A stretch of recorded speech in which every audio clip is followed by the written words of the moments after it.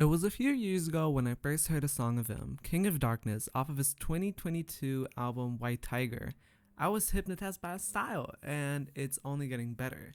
But who really is 2Hollis? Well, let's get into that. It's me again, Alex, and y'all know what it is. I love gossiping and I love talking about the latest shit happening in pop culture. 2Hollis, born as Hollis Frazier,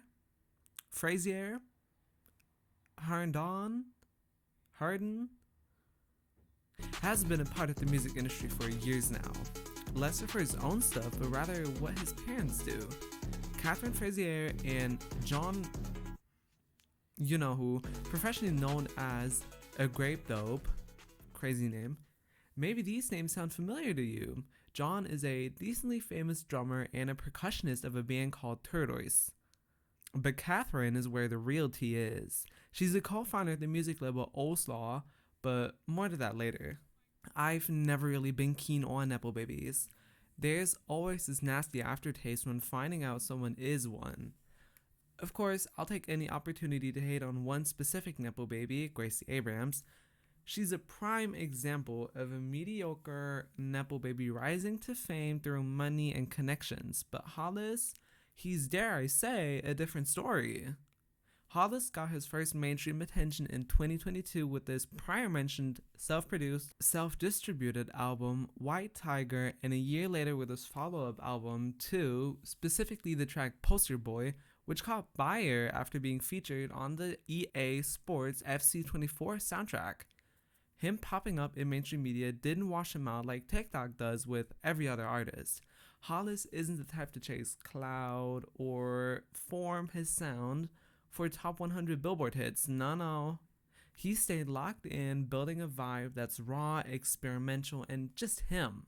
Even with more eyes on him, Hollis never traded his style for exposure. Thanks to his mom's connections and experience in the music industry, a studio session and a music career weren't really something his parents were against, because after all, that's how they brought bread home themselves. After looking into it some more, I found out that Hollis was brought to studio sessions with Skrillex and his mom from a really young age. Because, guess who Catherine Frazier is? Or was? She was Skrillex's manager. The studio sessions really explain the level of polish in his production. You can really hear Skrillex's influence every now and then in his music. Once his third self-produced and self-published album, Boy, released in 2024, people were hearing a lot of more inspirations than before.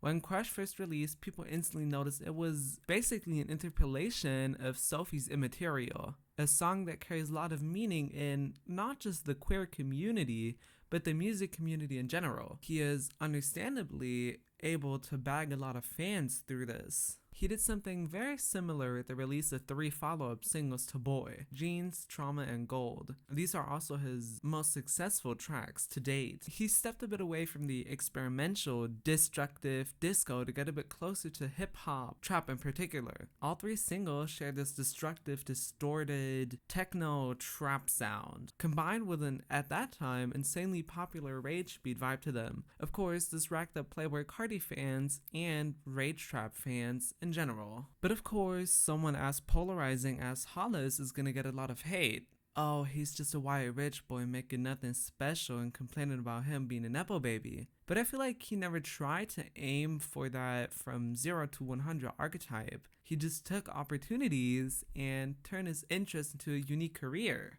All this is leading up to his double album release. One is already out called Star, in which he tries out a bit of new stuff. I feel like he strips the song of a lot of elements to polish what's left. He's taken a similar approach to music as Sophie, in my opinion. In the most popular songs on the album, Flash, there are 3 permanent synths.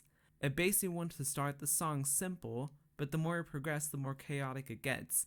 New leads get introduced, and close to the end there's a beat switch. From a drum and bass style to a hard techno type of style with vocals used more as a percussion rather than a traditional way of using them. It has a similar structure when it comes to arrangement as Hard by Sophie if I had to directly compare to one of her tracks. The album also contains a lot more melancholic tracks like Destroy Me or something completely different like Eldest Child, where he's just using a campfire type of guitar chord progression throughout the whole song, which gives this feeling of vulnerability. Even Phineas, Billie Eilish's brother and producer, shouted out the album and called it fire. So where's the Billie x Hollis collab? I'd love to see it. Another album is allegedly slated to release in the next few months as well.